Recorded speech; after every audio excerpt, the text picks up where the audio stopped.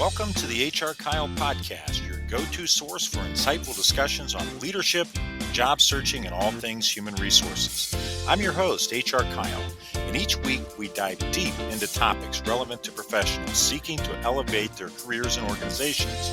Whether you're a seasoned leader, a job seeker navigating the ever-changing landscape of employment, or an enthusiast looking to stay ahead of the curve, this is the podcast for you. Join me as we explore practical strategies, share expert insights, and engage in meaningful conversations that empower you to succeed in today's dynamic workplace. So, adjust your headphones and let's dive in. Hello and welcome to another edition of the HR Kyle podcast. And in fact, this is the last edition of the HR Kyle podcast because when we come back, meaning in a week or so, this is going to have a completely different format.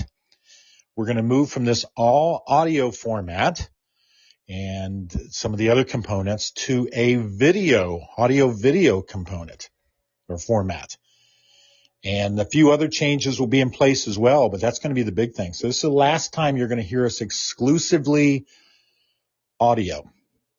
But let's get into it. Today is an interesting topic. And I say this every week because this is really the theme, one of the big themes of our show, and that is covering topics that a lot of other podcasts shy away from. They don't talk about, they don't know to talk about because they just don't have that perspective. They don't see the importance of it, but we do. And this one, again, is another one. And it's the idea of empowerment. But empowerment within the workplace. So let's not overcomplicate it because empowerment exists or should exist in a lot of different forums and in formats and areas. But the one we're going to focus on today is in the workplace because of how important empowerment is to a healthy, happy, successful career. And as usual, HR Kyle Becki will be joining me today as we get into this topic. And before we take a break, Becki, I'll have you say hello to the group. Hi, everybody. Looking forward to our new format in the audio or the video version. And hopefully you've enjoyed all of our podcasts over the past year. Okay, wonderful. But folks, before we get into segment one, where Becki and I are talking about empowerment, let's take a quick break, let you know about some of the things that we're up to, and we'll be right back. Are you stuck in a job you hate? Dreaming of a career that excites you? It's time to turn those dreams into reality with Get the Job You Love by Kyle Patrick Smith, also known as HR Kyle. Discover proven strategies to land your dream job, master interviews, and stand out from the crowd. Packed with expert advice and practical tips, Get the Job You Love is your ultimate guide to career success. Available now on Amazon and other online retailers. Don't wait. Start your journey to a fulfilling career today. Get the job you love, because you deserve a job you love. And we're back. Again, today's topic is empowerment in the workplace. And Becki and I will be talking about this topic in segment one. Then in segment two, we're going to have an expert join us who has a lot of professional perspective as it relates to empowerment. It's a big part of her work as she works with organizations and individuals throughout the U.S. So she'll be sharing her perspective on this topic of empowerment. But before we get to segment two, we need to do segment one, right? And that's Becki and I. So Becki, I'm going to turn it over to you as I always do, and let's talk about empowerment in the workplace. Thanks again, Kyle. This is a tough one for me because, as you well know, being able to advocate for myself, career growth, stepping into my own power through speaking up, has gotten me in trouble before.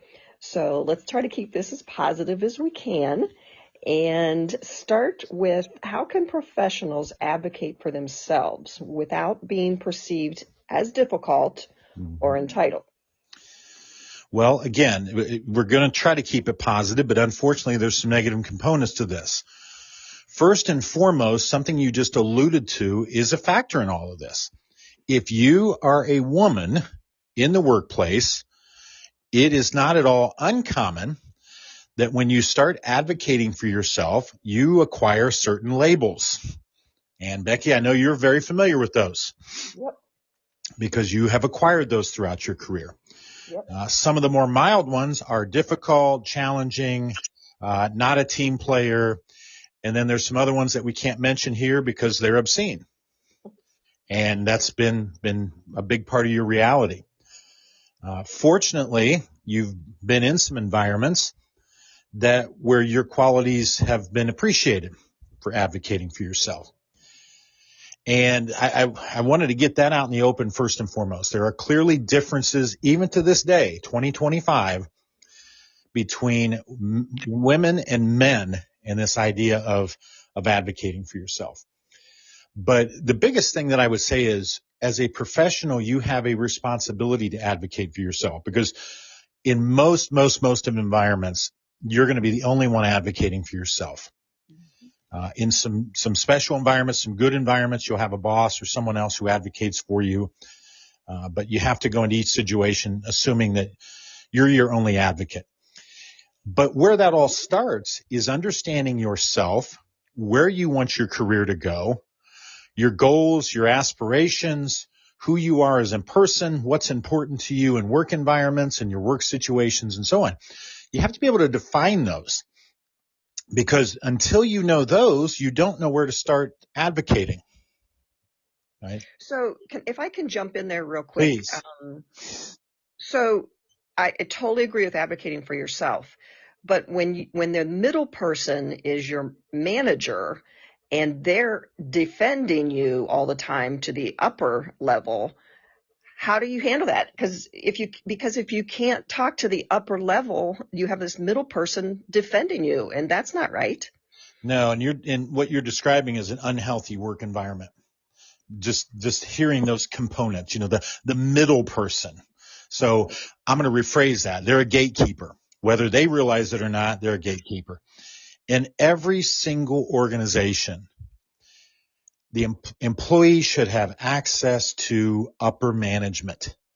It's ridiculous to think about the fact that you would work in an organization and specifically be in a function to where the next level, for lack of a better term, can impact your success or failure, yet you have no access to them. There's a gatekeeping process. That just sounds so unhealthy as a work environment. Right. And the ones that I think of where I've seen that, they're toxic work environments. Right. Yep, I totally agree with that. Because it's sure to, and what's comical about those are the same companies that have the slogans and so on. Our employees are our most important asset. Right. With the tagline, as long as they don't bother us. Yes. Just come in and do your job. And so in saying that, what role does a manager play in empowering someone's career growth then? Because, they can't always be that middle person. Well, they shouldn't have to be. I mean, the organization should be set up so that if everyone wants to, they have an equal opportunity to succeed, depending on where their goals are. As long as their goals and aspirations are in alignment with what the organization does, then, there shouldn't need to be a blocker. So first and foremost, the manager needs to understand what are their goals and aspirations? What do they want to do career-wise? And sometimes too, remember this, doesn't necessarily mean that person's going to, they want to be manager and they want to be director and they want to be VP. That's not necessarily the case. There are some people whose goals and aspirations are to go in, work their job, and leave at the end of the day. And with the mindset that if they give their best while they're there, that they'll have a long-term position with the organization, they'll be paid well, they'll be taken care of with their benefits and so on. They don't care to get ahead or be promoted or anything. They just want to be really good at their job. And as their job changes and evolves, the company has the obligation to keep them current from a skill set standpoint. So it really starts with the manager knowing what's important to that employee. And again, where are their goals and aspirations? So, and how are you supporting that? Because even that access to higher management, for some people, they couldn't care less about that. Right. But for the person that wants to get ahead in the organization, it's up to that manager to make sure they get that exposure, to support that exposure, to give that access. Because the only way you get ahead in a lot of organizations is if those next level leaders know about you. And the best way to get to know someone is actually interact with them directly. Well, and I'm going to tell you, in both of my last two jobs, both managers knew, principal was one, manager was another one, knew that I had my master's in administration and leadership, that I wanted to move up, that I wanted to do different things besides the classroom. In my last position, I asked to do, because I'm an educator, I asked to do more training. So you as an HR person, how would you handle those situations when someone's coming to you expressing their desire to do something different, something that their experience involves? What would you do in that case? Well, think about what I said a little bit ago. It's imperative that everyone understand what that company is in business to do and how they accomplish that. So that's always your starting point. So from there, if part of our goal, part of our mission, part of what we do revolves around training, or that enables us to get ahead and so on, why wouldn't you take advantage of people that have those skill sets? Why wouldn't you? Because again, it becomes a reciprocal relationship. And it has to be, because we're in business to make a profit and do these things. We're not doing it out of the goodness of our heart. So you're coming up with scenarios that benefit the company as well as the individual. And you and I both know there's plenty of opportunities for that. How many companies have we worked with where we've heard, oh gosh, if we just had more time, or if we just had more resources, we could do more training. Well, guess what? We've got this employee over here that's already they're already on the payroll. We don't need to add them. Yep. They're expressing an interest of doing some more training. Hey, wow. And we've got a need over here for training. Why don't we match those two things up? Right. But again, it requires thinking outside the box, and that's such a worn out phrase, but it's true. It requires thinking beyond your little to-do list that's in front of you each day. And in a lot of ways, it requires just a little bit of discomfort for everybody involved. Mm-hmm. And I think too often we get in these jobs and we just want it to be comfortable. I want to come in every day. I want it to be predictable. Don't want to do anything out of the ordinary. Don't want to do anything really different or new, and then just get done with the day. But that attitude creates a status quo for everybody involved. We just talked to someone, and you'll remember this. You and I both did. Someone who's looking to change jobs, and their biggest reason was they're working for a manager who just has a year or two before they retire. So that person has no desire, and at least in this case, I don't want to generalize, but that person has no desire to get the employee who we were speaking up to, no desire to get them ahead, any opportunities or anything, because they don't want to do any heavy lifting. They want the next year or whatever it is to be as simple and easy as possible so they can retire. Well, going back to the word discomfort that you used, I was also in a job, again, where I asked to help with training, and I was told I was too new. I'd been there, it would have been my first year evaluation probably, so I'd been there about a year, maybe 9 months to a year. I was told I was too new to the organization. So again, tell me how, as the employee, how do I handle that? Well, you asked for clarification because there are certain excuses that exist in the workplace that become the accepted. And, too new is always one of them. And when I say about the accepted is, when you hear an excuse that can be used across a lot of different questions, that means it's kind of a catch-all. So it really doesn't have any legitimacy, but it's an easy one to pull out. No matter what the question is, think about it. Think how often that answer could be used and somebody would just accept it. Hey, I've got some ideas I'd like to add to the team. No, you're too new. Hey, there's a job over in this other group that I'm interested in pursuing. No, you're too new. So it becomes an accepted answer, and people don't even know why they're saying it. And so it's like the classic, this is the way, why do we do that? Well, it's the way we've always done it. Well, what does that mean? Oh, I don't know. That's just the answer we give. So in that example, and this is a longer answer than you probably accepted, but in that example, you say, well, what does that mean? So, and if you haven't been here long enough, they should be able to define what that means then. Okay. Well, it means, in 9 months, you haven't learned enough of this, that, and the other. But if you're here a year and you've had a chance to go through these different things and see our budgeting or whatever, In other words, they should be able to give you a pretty detailed answer as to what that means, but also when you've crossed whatever that threshold is. Because if they can't define those, then that's not a legitimate answer. And that's a great answer, because as you said earlier, that answer that you just said could be used in pretty much every scenario that you go to a boss with a concern with. So great. Okay, so let's finish up here then on how can stepping into your own power help you move forward in your career? And I'm going to break this up into 3 parts. So again, how can stepping into your own power help you move forward in your career? First of all, speaking up. How can that help? Well, speaking up may be the only way in a lot of cases that you get noticed for the things you want to be noticed for. And again, that may seem obvious, but the other thing to think about is again, what I mentioned earlier. Organizations get into routines and people get into routines, and every day is this and every day is that, and it's the same thing. Well, the only way to get noticed in that scenario is to speak up, because you're the only one that's probably doing it. Right. And maybe you rattle things just enough to where somebody says, you know what, that's a pretty good idea. Or, wow, I didn't realize Becki had that experience. Or I didn't realize Becki wanted to do that. Maybe that's something we need to look into.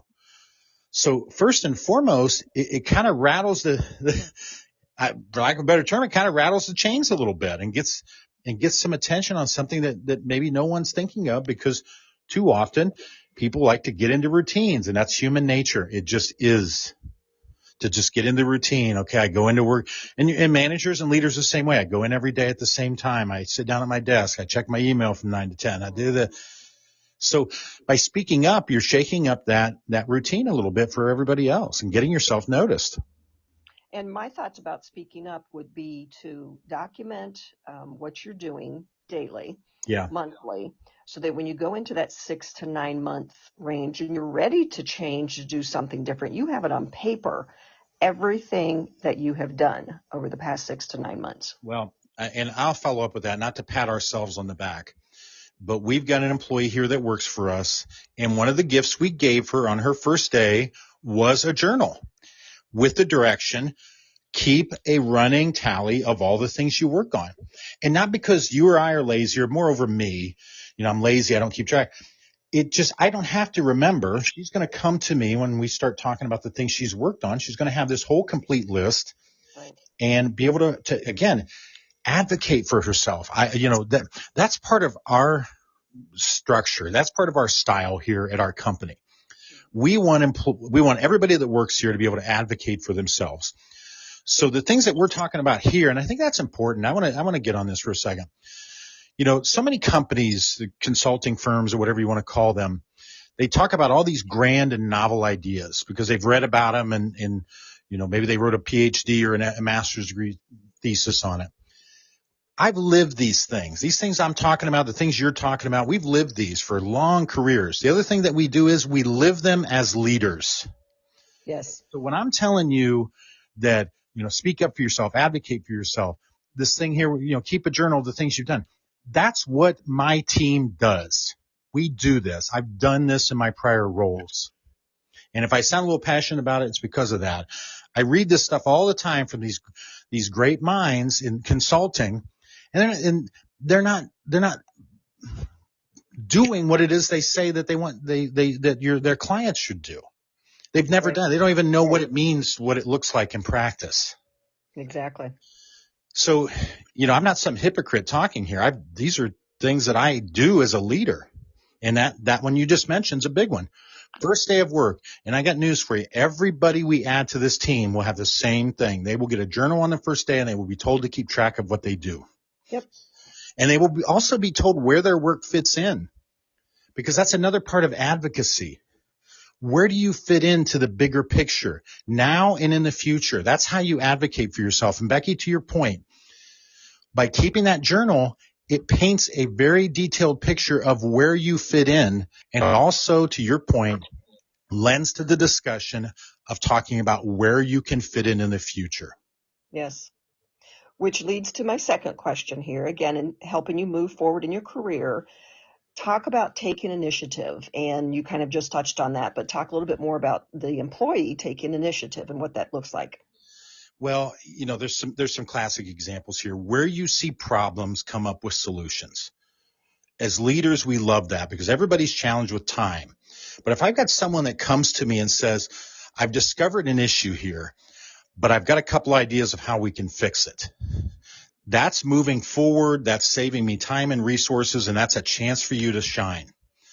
So for every problem, have a solution that you can present and talk about.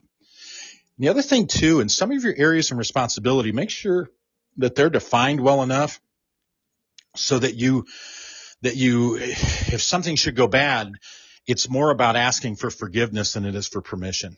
Right. And again, that's part of leadership though. If you're working Right. for somebody that can't stand that, then Mm-hmm. you're not going to have that. But I tend to be that way. And again, I know that's true. I like to be that way. You and I've talked about that.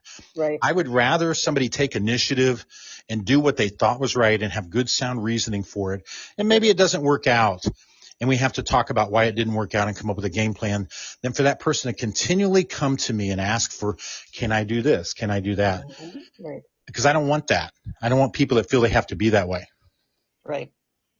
Well, and to add to that, to the initiative part of it, I am a person who, if somebody asks me for help, I will drop everything I'm doing and instantly help them. Right. I will, if I'm, at, like, let's say, for example, my last position, we had to go to businesses and check in on our students. Well, if other students were there from other specialists, I checked on them as well.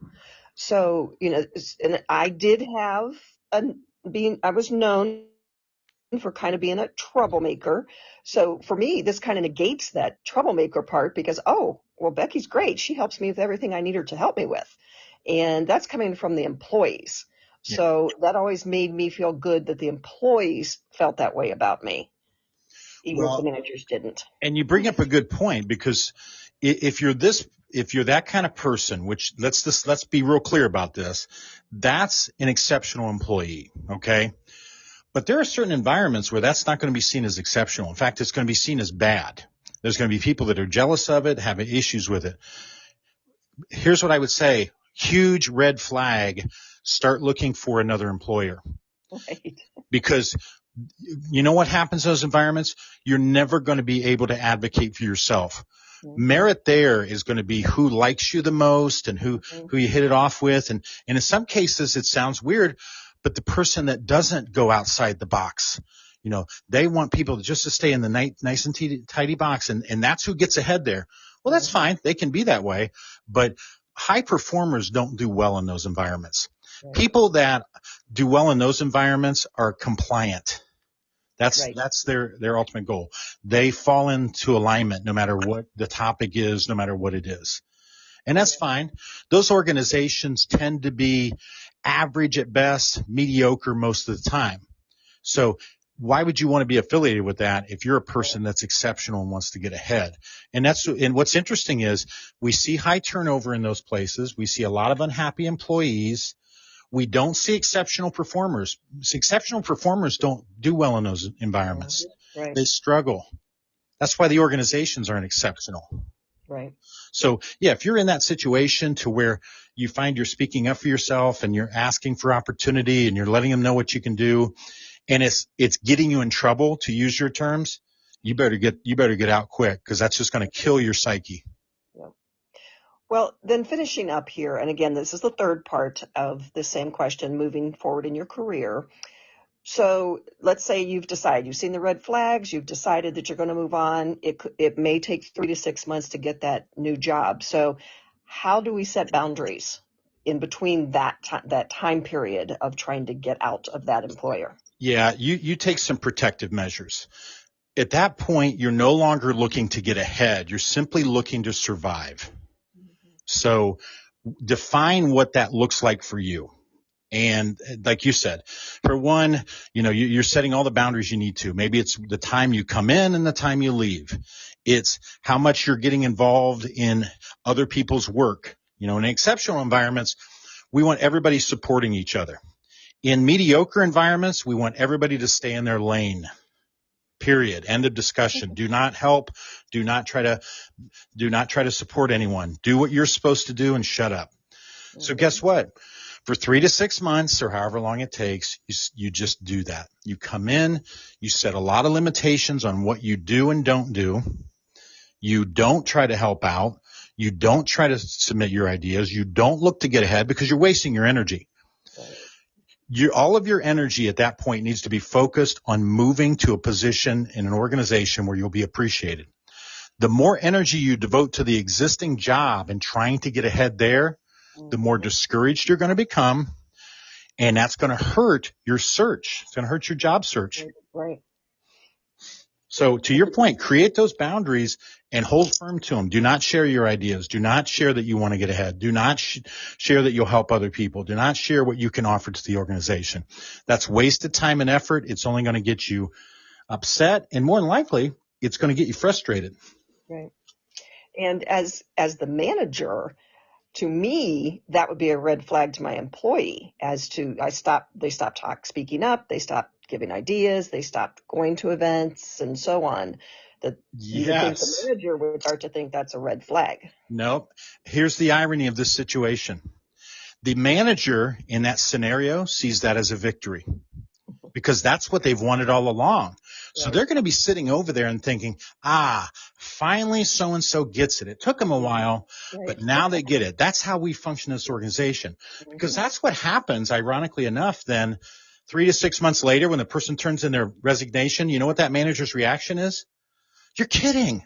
Yeah. I thought you liked it here. It seemed like you were happy here. It seemed like everything was going well. So they're completely, kid you not, they're completely blindsided by the fact that you're wanting to leave, because again, think about what their goals are. They want compliance. They want everybody to be quiet, come in, do what you're supposed to do. And finally, Becki did that. And now she's wanting to leave. Well, what happened here? Exactly. And they get angry about it. And that's the other thing too. They get angry when those kind of people want to leave. And then they try to do things like make up lies about you, spread bad rumors, all of these things. And not that that's not that that's happened to either one of us. No, I'm just talking philosophically. Right. Yes. When you leave those toxic environments, ironically, you're never quite done with them, because those kind of environments want to continue to do you damage long after you've left. Right. Exactly. That's why they're toxic. Well, speaking of leaving, what is your little quote that you say about, I always forget that, when you're going to a job? Tell me what that is, that little saying is. So when you're switching jobs, make sure that you're always going to something, not leaving something. So in this scenario where we're leaving that toxic environment, change the mindset to, here's the things I'm looking for in my next work environment, and that's what I want to be going to. Because what this also does is it keeps you from repeating the same mistake over and over again. Exactly. Because if you can define what toxic environment is. Okay, great. You know that well, but you need to define what a healthy environment for you looks like. And that's what you're going to. So that's what you're looking for. Don't be leaving a job, be going to a job. Right. Thank you. No, thank you. Great discussion as always. And a good one to end this whole audio podcast on, right? Yes, definitely. So, Becki, anything else to add before we wrap things up? I'll pitch it back to you to wrap this segment up. Yeah, I am good. Looking forward to our videos and our new direction that we're heading with these, and our thoughts and ideas with you. I am as well. And folks, we're looking forward to you sticking with us, not only for our upcoming episodes where we go to the video format and we change some other things, but we're looking forward to you staying with us for segment 2. Again, we're going to have a guest on who has a lot of expertise around this topic. Greetings, I'm Kyle Smith, and I'm here to offer you a speaking experience that goes beyond the ordinary. With a rich background in leadership, HR, and personal development, I bring a unique blend of expertise and passion to every presentation. Whether it's Leadership Unleashed, well-being at work, or career mastery, I delve into topics that empower individuals and organizations to reach their fullest potential. What sets me apart? Proven expertise, an engaging delivery style, and actionable insights that drive positive change. But here's the kicker. I don't just offer a one-size-fits-all approach. I customize my content to meet the specific needs and goals of your event. So let's elevate your event together. Contact me now to reserve your date and unlock the full potential of your audience and organization. Don't miss out on the opportunity to inspire greatness. Visit hrkyle.com today. Hello, fellow professionals. Are you ready to revolutionize your approach to recruiting? I'm HR Kyle, and I'm thrilled to introduce you to my latest book, Recruiting is Easy, now available on Amazon and other online retailers. In today's dynamic HR landscape, it's all about strategic branding and engagement. My book unveils the secrets to crafting exceptional employee experiences, attracting top talent, and fostering strong connections. With Recruiting is Easy, you'll master the art of continuous improvement and adaptability, shaping the future of work one relationship at a time. Get your copy today and unlock the potential of HR as a strategic powerhouse. Remember, recruiting should be easy. I'm HR Kyle, and together, let's redefine recruiting. Look for Recruiting is Easy on Amazon and other book online retailers.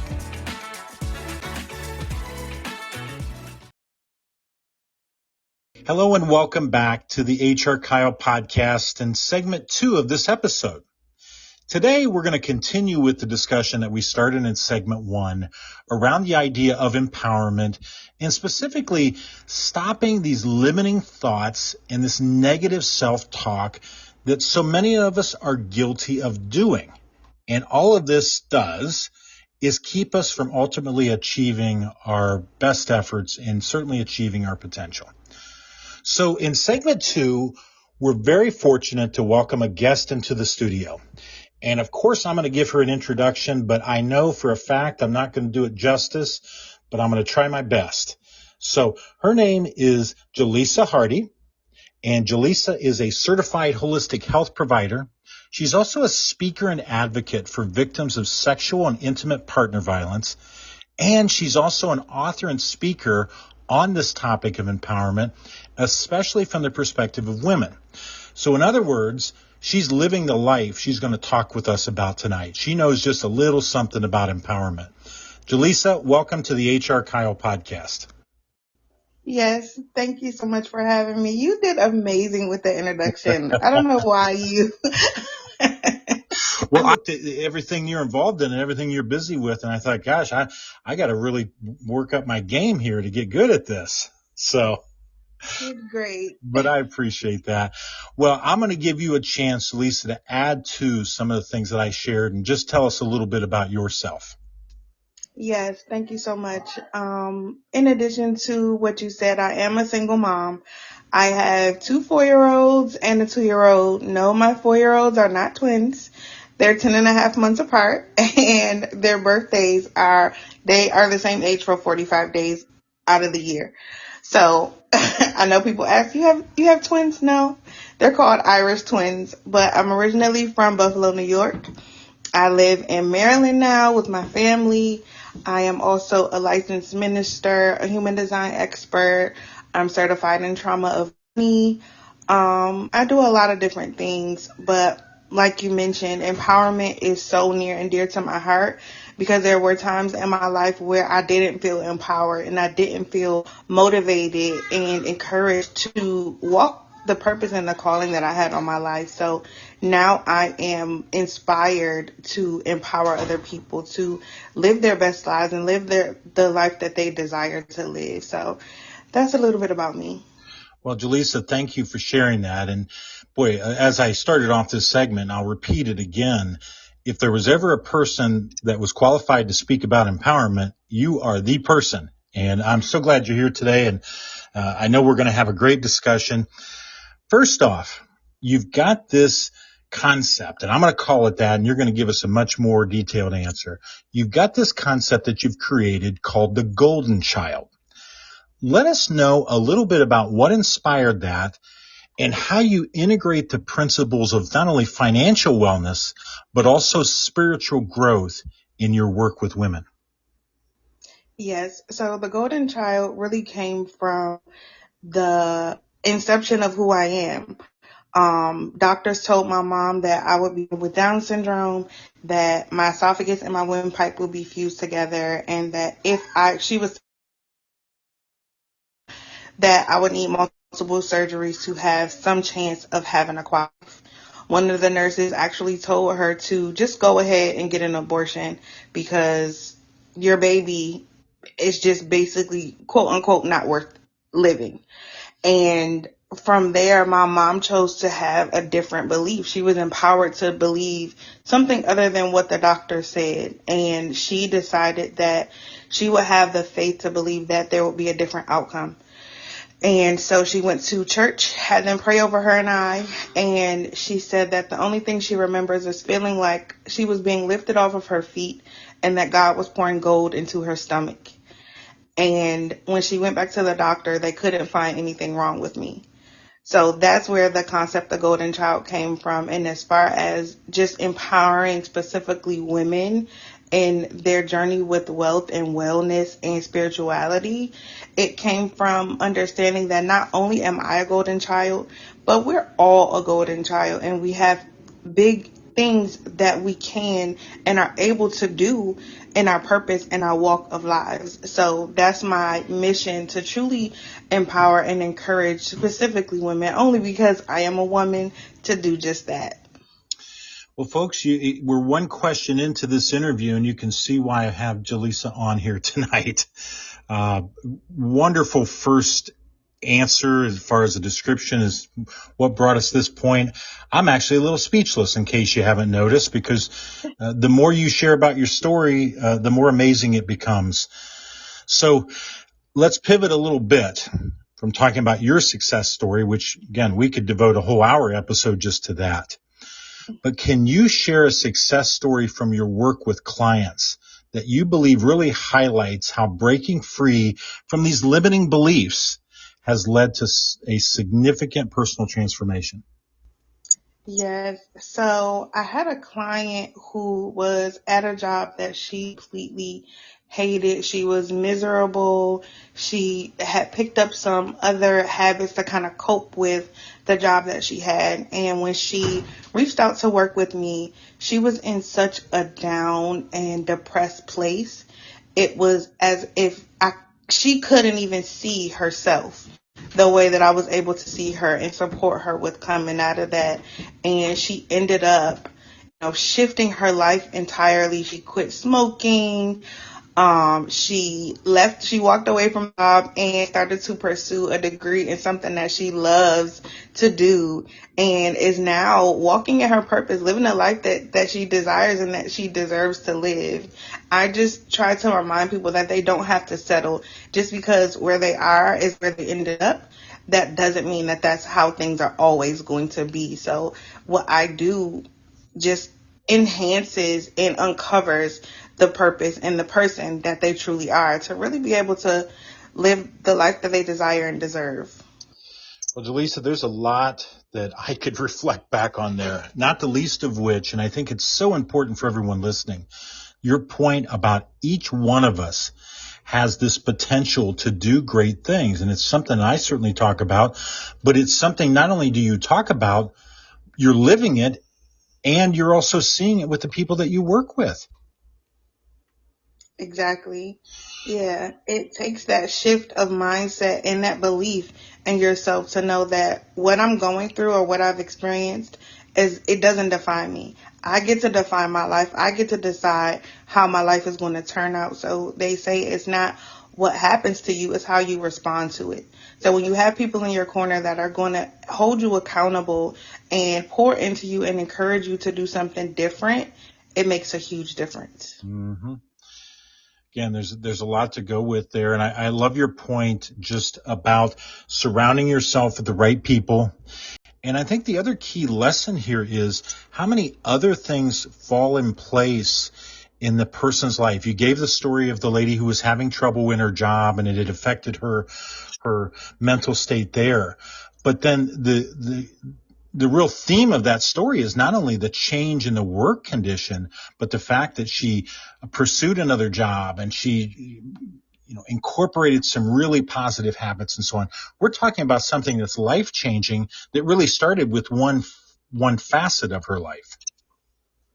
Exactly. And people all have this idea that change requires a complete overhaul when it's really just micro habits that you can shift and change that will have a bigger impact on your life. Yeah, very true. And I think there's one other thing that I want to point out here to the audience so they hear it loud and clear. I bet you would say that for each one of us, our story is still being written. Absolutely.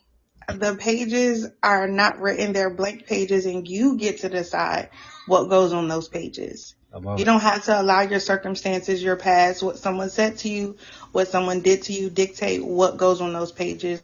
You get to write your story.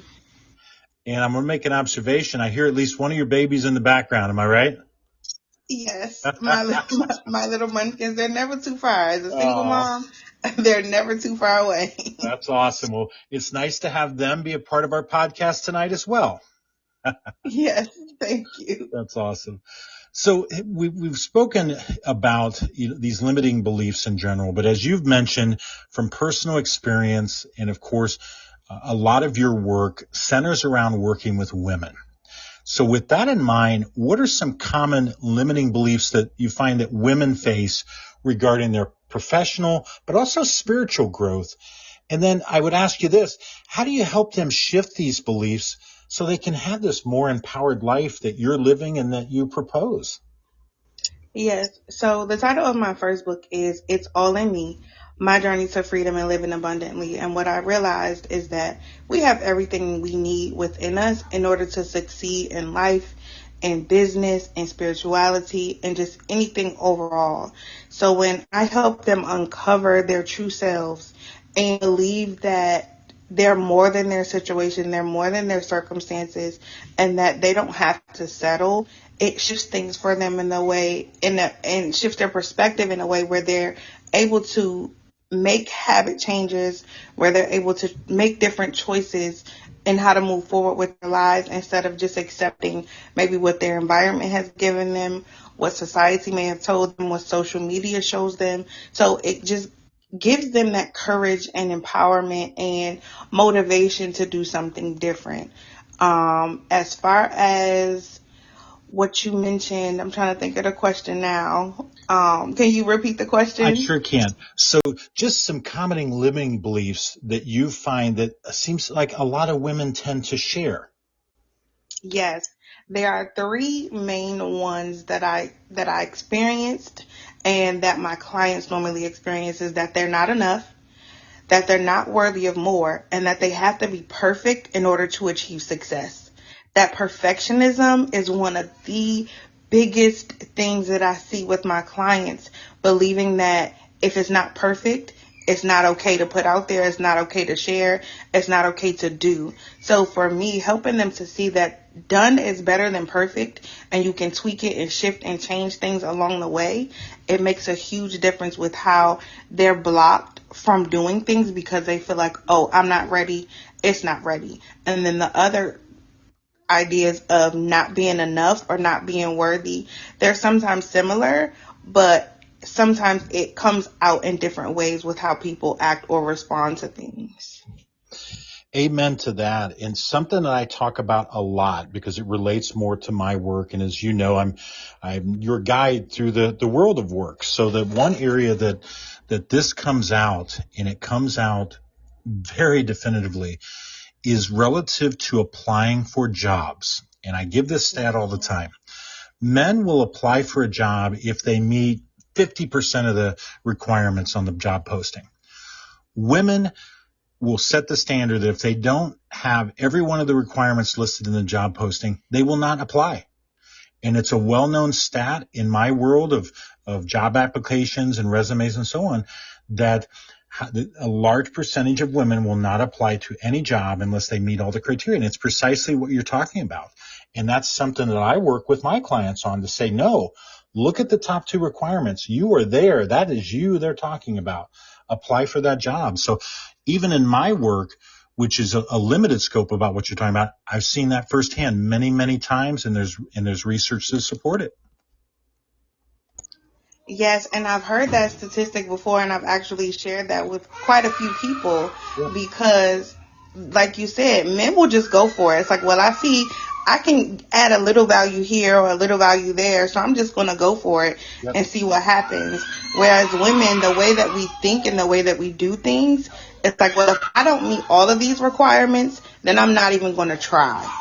And that takes us out of the running for so many opportunities because we don't give ourselves a chance to say, okay, I meet 50, 60, 70% of these requirements, so let me see how things are going to turn out. And that's similar to what we do with life overall. It's just like, well, if I can't put in 100%, or if it's not going to turn out 100% of the way that I want it to be, then I'm not going to do it at all. And listeners, what we're talking about here is that's simply not true. If you look at a job posting and you're meeting a few of those really key requirements, apply to that job, because I can guarantee you're going to be one of the leading candidates. And Jalisa, that she's talking about, your partial effort is sometimes the best effort that anybody can give in a situation. Is that fair to say, Jalisa? Exactly. I completely agree. Yep. Sometimes we don't have the capacity to show up at 100%. Sometimes all we have is 30%, but showing up, when you show up, that's your 100%, even if you're only at 30% capacity. Yep. Exactly. Yep. Well, there's an old saying, what is it? 90% of the battle is showing up. Exactly. So if you can show up, you're already way ahead. Exactly. So I'm going to put you on the spot with the last question. I must like to do this. We've got about a minute left in this segment. So I'm going to ask you a big question and only give you a limited amount of time to answer it. But I know you'll do your best. So, Jalisa, how do you ensure that the empowerment tools and just these strategies that you're providing, that they're personalized to each client's unique needs and goals? Because we've talked about from a general sense, but you and I both know each person brings their own history to their situation and where they are. So how do you make sure these messages and these approaches are customized? Yeah, so I have two different frameworks that I use where it's basically customized to the person and their needs. But also I'm very spiritually and intuitively guided, and I give people room and opportunity to really guide the sessions, to let me know what it is that they need, what they want to work on, and how they want to move forward and figure things out, because nobody has a blueprint to their lives. And some of the tools that I have can give you some key points to your quote unquote life's blueprint so that you can move forward in a way that feels aligned with your purpose and with your calling. So it's very intuitively guided, very spiritually guided, and allowing people to have their input on what it is that they want to work on and how they want to go about doing things. Well, folks, that wraps up this interview with Jalisa Hardy, but let me make sure that we talk about her book again, and it's called It's All in You. And it's a beautiful looking book on the outside, Jalisa. I'm jealous because I've got a couple of books out there and neither one of them looks as pretty as yours do. So just know that first off, you're way ahead of me on that. But folks, as you look inside the book, it's just as beautiful there. Jalisa shares her journey with you and a lot of wisdom and a lot of things to think about that you can use in your own life and feel much more empowered. And obviously she's got a wonderful story. Again, we could spend a lot more time talking about that tonight, but I encourage you to check out her book, check out the other resources. She's a very busy person, like we started out with, and she's got a lot going on. So definitely check her out online. But Jalisa, I really want to thank you for joining me tonight. You've provided a lot of really good wisdom. You've given us a lot to think about. And I hope more than a few listeners have really taken these points to heart. Yes, Kyle, thank you so much for having me. I had a blast. Good. Well, folks, I want to thank you for joining us as well for another episode of the HR Kyle podcast. As I always say, it's much appreciated. We're here because of you, and we appreciate your feedback and your input and the questions and all the other things that you send over to us to make our show better. Other than that, I'll leave you with this. Stay focused, stay grounded, and please stay tuned.